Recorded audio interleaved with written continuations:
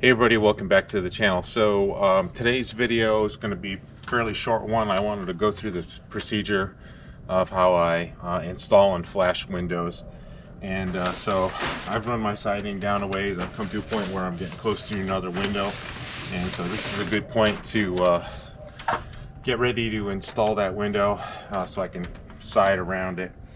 And really the first step is going to be cutting out the house wrap from your window opening, and there's all kinds of ways to do this. I will say that the current state-of-the-art method for doing this for a residential home, a multi-story home, is to make a cut along the top here, peel back your house wrap, and when you put flashing in later, the flashing will go under the house wrap at the top. You'll then put the house wrap back down and tape it back up, and that's really the best way to do it because you're lapping all your different barriers. But it's kind of overkill for a pole barn. And in fact, in this situation, I've got a high window up underneath a 2-foot overhang. I don't have any openings above me, like on a second story where I might have windows above me, other penetrations into my sheathing and my wrap. So it's very unlikely that there's ever going to be water coming down behind the house wrap from above in this situation. I mean, if there is, there are going to be bigger problems. Okay, so it's not going to be a routine kind of thing. And so for this situation, for a pole barn, I'm not going to go through the full crazy procedure where I flash underneath the house wrap at the top. I'm simply going to make some cuts in the corners here. So I find my opening, and I'm just going to do 45 cuts going in towards the middle, and same thing here and over here, and then I'm going to connect these and just take a piece out of the middle here.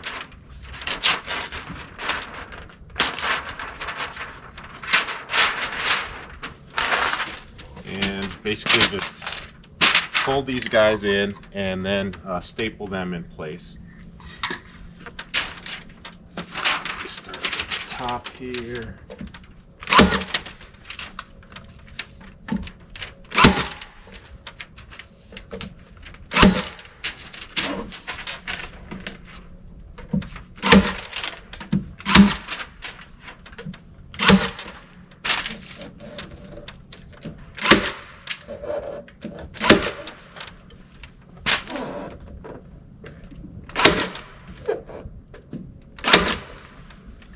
Okay, so that defines my opening, gets the house wrap out of the way, wraps it around the edges to help me get a nice seal when I put the window back up.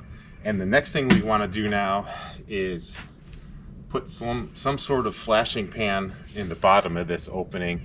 And really the main reason you want to do that is, you know, different times of the year, different climates, a window can get condensation on the inside that can run down the window and then make its way underneath the window. And you want to provide a way for that to get out, and also prevent it from sitting on your windowsill and rotting out the framing, which was a really common problem many decades ago before people got hip to all this. So there's a couple different ways you can do a pan. You can do it with aluminum, you can do it with vinyl flashing. I like to use the flashing tape, and so I've got some 6-inch wide flashing tape here, and just gonna eyeball things, get it up in place. And really what I'm going to do is form a pan with this and then wrap it down the edge on the outside. And if you have like 2x6 walls like this, you're going to want to come on the inside and put another layer of this on the inside, but for now it's okay for us to just do one of them to get started. So I peel back about half of this, get it roughly centered, and give it some overlap.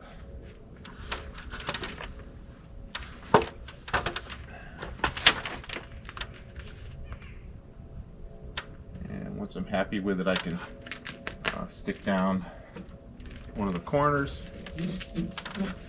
And this is a Nashua flashing tape. It's a butyl product. It's got really good adhesive. It basically will fuse to itself. It'll fuse really well to the house wrap. In fact, you don't want to make mistakes because you're not going to peel this off without making a mess.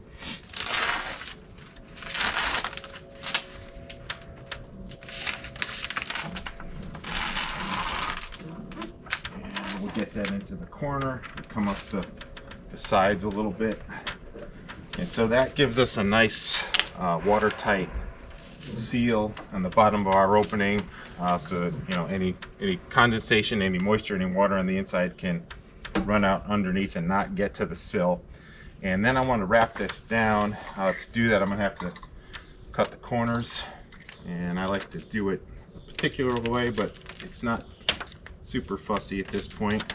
I like to bring this down like a ledge.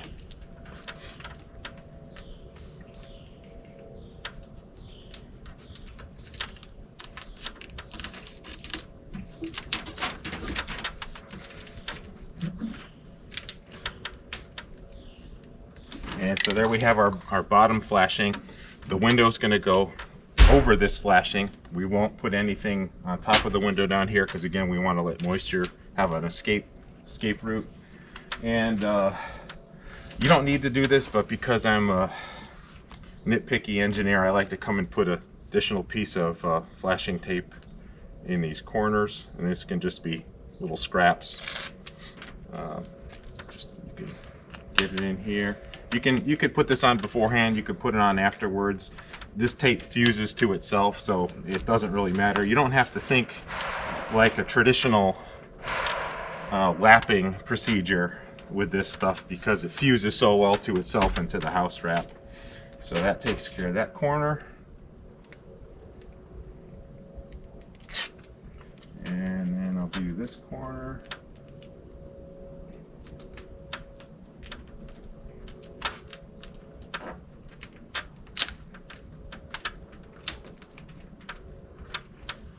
And there's our completed bottom flashing with everything in place, and that gives us just a real nice watertight pan for the bottom sill of that window. And again, because these are deep 2x6 walls, I'll come back later after the window's in, it doesn't matter, and I'll put another course of this overlapping this on the inside just to have complete protection for that that sill. So at this point, all the other flashing is going to go on top of the window, so we're ready to get the window over here and position it and nail it up.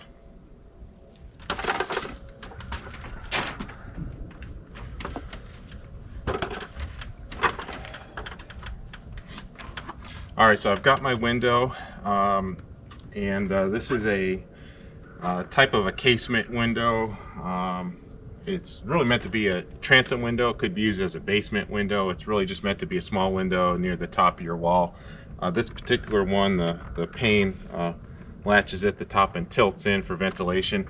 There's a screen on here, and I always take the screens off ahead of time just to avoid construction damage, but word to the wise, don't put it on the seat of your truck and then sit down, because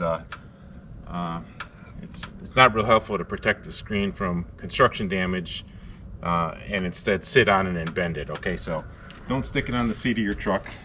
But I like to get the window in here, and ahead of time I went and checked the level of this sill, and I saw that it was slightly out of level, so I put a shim down there to hopefully help me get this window leveled. And like to check this, and yeah, that's right on the money right there. So at this point, we can go ahead and nail it in. This window could be attached using screws from the inside to the sides of the frame. I really don't like doing it that way.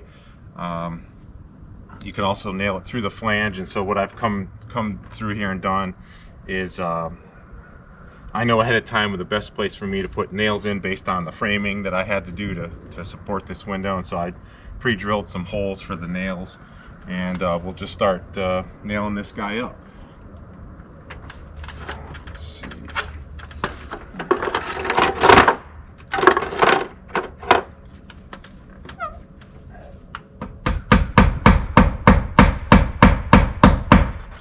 And it's good to check level again. Yeah, we're still good. So get rid of that.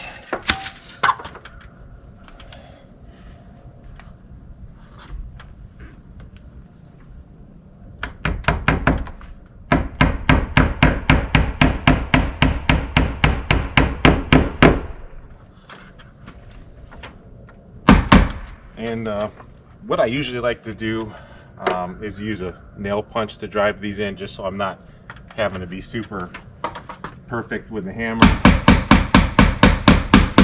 especially working around glass. Last thing I need to worry about is good aim with a hammer.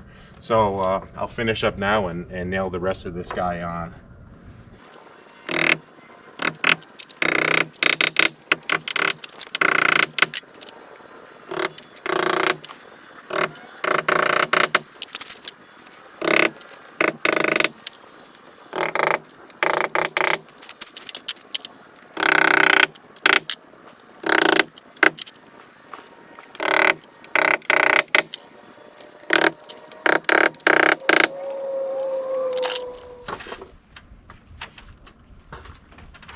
Alright, so at this point the window's in. This is a good time to go check operation, make sure it's opens freely. In fact, I would recommend doing that before you put all the nails in case something's not right. You want to find out before this thing is really permanently attached. But really the last thing we want to do is now flash the outside of the window. And what we're going to do is again use the flashing tape, and we're going to put 2 strips, one on each side and then a strip over the top. So start here, and I size this just a little bit longer than the window, so that's good.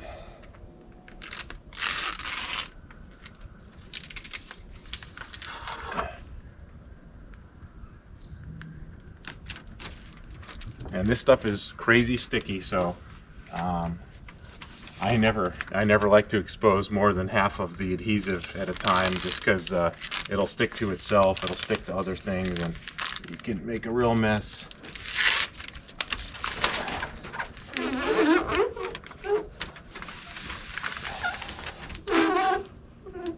Alright, so there's one side, and I'll do the other side.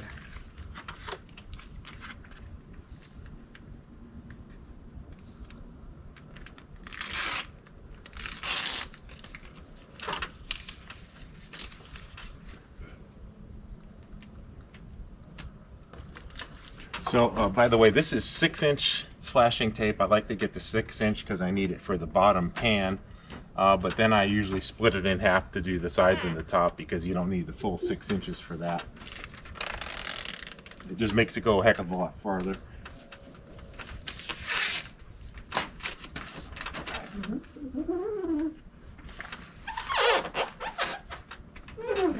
Alright, so there's our side flashing, and then last thing is the top.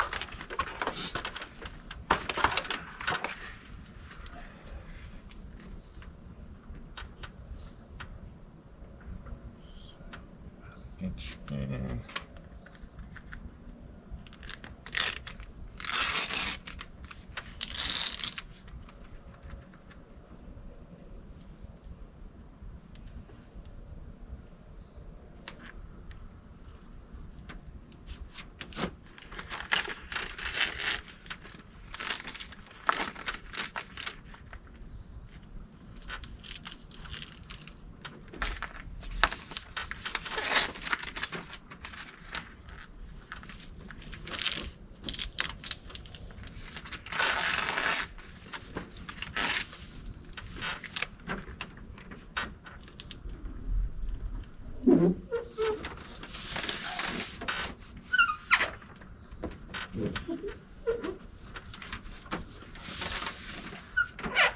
All right, so there's our completed flashing.